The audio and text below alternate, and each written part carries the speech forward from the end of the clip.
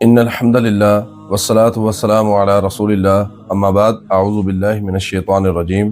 میرے محترم پیارے بھائیوں اور بہنوں، آج ہم ایک نہایت ہی اہم موضوع کے اوپر بات کریں گے، اور وہ ہے نماز کے اندر خشوع۔ خشوع کے بغیر نماز صرف جسمانی حرکات بن کر رہ جاتی ہے، جبکہ خشوع کے ساتھ نماز دل کو بدل دیتی ہے، زندگی کو سنوار دیتی ہے۔ خشوع کا معنی ہے دل اور آنکھوں کا اللہ کے سامنے جھک جانا اور خیالات کا یکسو ہو جانا۔ اللہ تعالیٰ قرآن میں فرماتے ہیں قد افلح المؤمنون، تحقیق مومن کامیاب ہو گئے، الذین هم فی صلاتہم خاشعون، وہ مومن جو اپنی نمازوں کے اندر خشوع اختیار کرتے ہیں۔ خشوع پیدا کرنے کے کچھ عملی طریقے ہیں، ان میں سے ایک نماز کی اہمیت کو دل میں تازہ کریں۔ نماز شروع کرنے سے پہلے سوچیں کہ میں کس کے سامنے کھڑا ہوں، میں بادشاہوں کے بادشاہ کے ساتھ بات کرنے جا رہا ہوں۔ یہ سوچ خود بخود دل کو نرم کر دیتی ہے۔ وضو اطمینان اور سنت کے مطابق کریں۔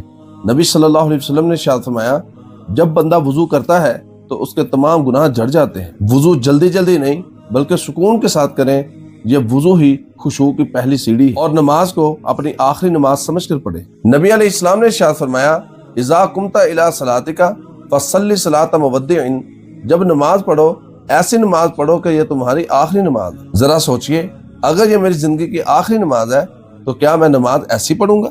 اور اسی طرح خشوع پیدا کرنے کے لیے نماز کے الفاظ کے معانی کو سمجھیں۔ ہم جو کچھ نماز کے اندر پڑھتے ہیں اگر اس کا مطلب سمجھ لیں تو دل خود بخود متوجہ ہو جاتا ہے، خیالات بھٹکنے کم ہو جاتے ہیں۔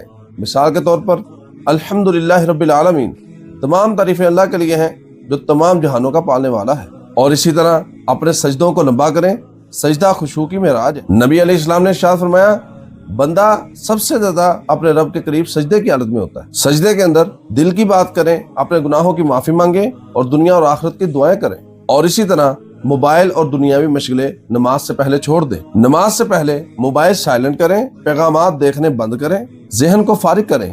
جو ذہن نماز سے پہلے دنیا میں پھنسا ہو وہ نماز کے دوران بھی وہیں بھٹکتا ہے۔ اور اسی طرح گناہوں سے توبہ کریں، کیونکہ گناہ دل کو سخت کر دیتے ہیں اور سخت دل کے اندر خشوع نہیں اترتا۔ روزانہ توبہ کریں، کیونکہ توبہ دل کو زندہ رکھتی ہے اور نماز میں لذت پیدا کرتی ہے۔ خشوع کے فائدے یہ ہیں کہ نماز بوجھ نہیں لگتی، دل کو سکون ملتا ہے، گناہوں سے نفرت پیدا ہوتی ہے، اللہ کے ساتھ تعلق مضبوط ہوتا ہے۔ میرے بھائیوں، خشوع کوئی جادو نہیں، یہ مشق، نیت اور کوشش سے آتا ہے۔ آج یہ عہد کریں کہ ہم نماز کو وقت گزارنے کا ذریعہ نہیں بلکہ اللہ تعالیٰ کے ساتھ ملاقات سمجھ کر پڑھیں گے۔ اللہ تعالیٰ ہمیں خشوع والی نماز نصیب فرمائے، آمین یا رب العالمین۔